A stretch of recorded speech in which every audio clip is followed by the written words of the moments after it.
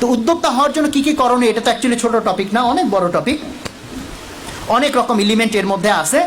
Just আমি ছোট্ট আরেকটা গল্প বলবো, যা আমার আলোচনাটা বোধহয় একটু বেশি ভারী ভারী হয়ে যাচ্ছে কিনা, তো যাতে তোমাদের গল্প যেহেতু মানুষের মনে থাকে, গল্পের মধ্যে দিয়ে অন্তত উদ্যোক্তা হওয়ার জন্য ছোট কিছু উপাদান তোমার মাথায় ঢুকে যে এই উপাদানগুলো অন্তত আমার লাগবে।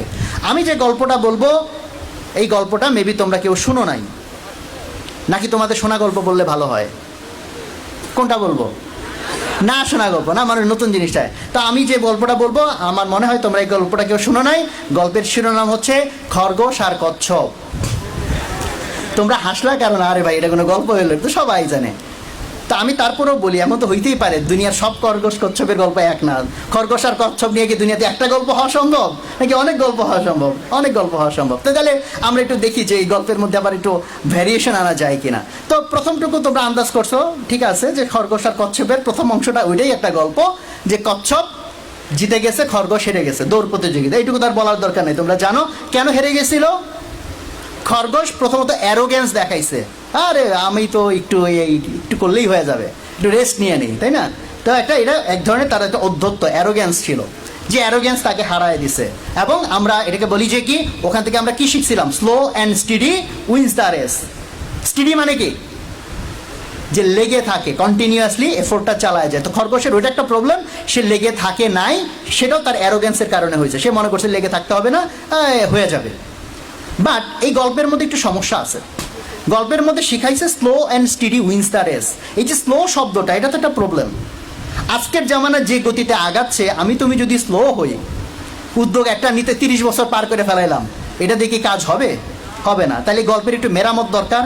তো গল্পের একটু আমরা মেরামতের চেষ্টা করি। তো গল্পের সেকেন্ড ভার্সন, আগের বার খরগোশ যখন হেরে গেল, তো খরগোশের তো প্রচণ্ড মেজাজ খারাপ, হারছে তো হারছে, তাও কার কাছে হারছে?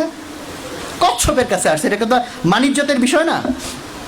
এই জন্য সে যে কচ্ছপকে আবার অফার দিল যে দৌড় আবার হবে। তো ঠিক আছে, দৌড় আবার। তো এইবার কি খরগোশ মাঝখানে গিয়ে ঘুমাবে তোমার মনে হয়? এইবার এমন দৌড় দিয়েছে, পিছে তাকায়ও দেখে নাই কচ্ছপ কই আসে না আছে, এক দৌড়ে পার। গল্পের এইটার একটা দ্বিতীয় পর্যায়ে, এই পর্যায়ে আমরা শিখলাম যে slow and steady wins the race কথা ওইটা ঠিক ছিল, এটা আগের আমলে। বর্তমান আমলের জন্য স্লোটাকে উল্টাইয়া ফাস্ট বানাইতে হবে। ফাস্ট অ্যান্ড স্টিডি, ফাস্টও হইতে হবে, সাথে কি হইতে হবে? স্টিডিও হইতে হবে। তোমাকে দ্রুত পদক্ষেপ নিতে হবে এবং লেগেও থাকতে হবে। গল্পের এরপরে আরেকটু আছে, কচ্ছপ যখন হেরে গেল ওর মন খারাপ। খরগোশের হয়েছিল মেজাজ খারাপ, কচ্ছপের হয়েছে মন খারাপ। কচ্ছপ ভেবে দেখলো, তাই তো, ও যদি ঠিকঠাক দৌড়ায় ওর সাথে তো আমি জীবনেও পারবো না, আমার এইটুক পাই, এটা দিয়ে আমি কেমনি ওর সাথে পারবো? এই জন্য এখন এই সমস্ত কেসে মেজরিটি মানুষ কি করবে? হতাশ হয়ে ছেড়ে দিবে, দূর ভাই আমার দিয়ে তো হবে না। বাট কচ্ছপ কি করলো? ভাবতেই থাকলো, মাথা খাটাইলো, হাল ছেড়ে দিল না। সে একটা বুদ্ধি বের করে ফেললো। বুদ্ধি বের করার পর খরগোশকে গিয়ে বললো দৌড় আবার হবে। তো খরগোশ তো হাসিই বাঁচে না, বেটা তোর সাথে দৌড়ে একবার কেন, 100 বার হইলে 100 বারই তো আমি জিতবো। বাট কচ্ছপ সাথে একটা শর্ত দিল যে দৌড় হবে কোন রাস্তা দিয়ে, এটা আমি ঠিক করে দিব। বললো রাস্তা তো কোনো ব্যাপার না, রাস্তা একটা হইলেই হয়েছে। তো কচ্ছপ রাস্তা ঠিক করছে এরকম যে ফিনিশিং লাইনে যাওয়ার আগে মাঝখানে হচ্ছে নদী। নদী হইলে সুবিধা কি? কচ্ছপ তো নদী সাঁতরায় পার হয়ে যাবে, খরগোশ কি সাঁতরাইতে পারে না। তো খরগোশ এক দৌড়ে নদী পর্যন্ত গেছে, যায় তো আর উপায় নাই। কচ্ছপ আস্তে আস্তে আস্তে আস্তে নদীর ধারে আসছে, আইসে খরগোশের দিকে তাকায় মিটি একটু হাসতেছে যে এখন কেন, হ্যাঁ। তারপরে সে সাঁতরায় পার হয়ে জিতে গেছে। তো এই গল্পের এই পর্যায় থেকে আমরা কি শিখলাম? আমরা শিখলাম তোমাকে যদি উদ্যোগী হইতে হয়, তোমাকে ইনোভেটিভ হইতে হবে, নতুন নতুন রাস্তা খুঁজে বের করতে হবে। চিন্তা করলে হবে না যেটা হবে না। যদি মনে করো এটা হইতে হবে ইনশাল্লাহ, আমি যদি মাথা খাটাতে থাকি, I can create a path, আমি একটা রাস্তা বের করতে পারবো। গল্প শেষ হয় নেই, লাস্ট আরেকটু অংশ আছে, ওটা বলে শেষ। এই পর্যায়ে এসে দেখো, একবার খরগোশের মন খারাপ হয়, একবার কচ্ছপের মন খারাপ হয়। তো দুইজন মিলে পরামর্শ করলো, ভাই এমনভাবে দৌড়ানো যায় কিনা যে আমরা দুইজনই জিততে পারি, কারো মন খারাপ না হয়। তখন তারা একটা বুদ্ধি করলো। এবারের দৌড়টা হচ্ছে ওই নদীয়ালা রাস্তাতে।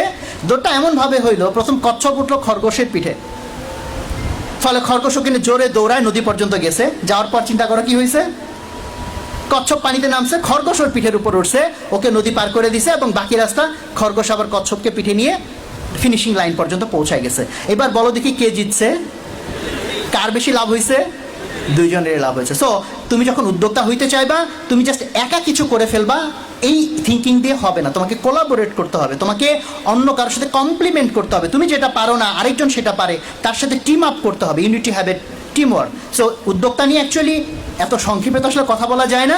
আমি জাস্ট তোমাদের মধ্যে অল্প একটু হলো আগ্রহ তৈরির চেষ্টা করলাম যে সারা পৃথিবীর ভিতরে উম্মতের অথবা দেশের অথবা পরিবারের যত প্রবলেম আছে এটা সলভ করার জন্য আমাদের আবেগ তৈরি হওয়া উচিত এবং আমাদের এই উদ্যোক্তা অ্যাটিটিউড নিয়ে আগায় যাওয়া উচিত। আল্লাহ তাআলা আমাদেরকে তৌফিক দান করেন। সবাইকে আবার ধন্যবাদ। আসসালামু আলাইকুম ওয়া রাহমাতুল্লাহ।